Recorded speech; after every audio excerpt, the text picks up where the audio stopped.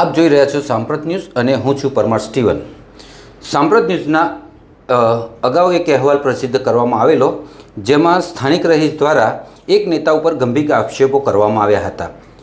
આ બાબતે અરજદાર સાથે રૂબરૂ ચર્ચા કરતા તેઓનું શું કહેવું છે તે આપણે તેમની સાથે સીધો સંવાદ કરીશું। આપનું નામ શું છે?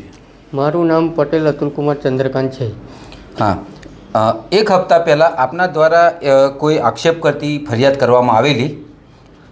હવે એ અરજી તમે પાછી કરવા માગો છો ને જે તમે ફરિયાદ કરેલી એનું કારણ શું હતું? સૌપ્રથમ તો હવે એક હપ્તા પહેલાં મેં જે અરજી કરેલી એ શકના આધારે અરજી કરી હતી।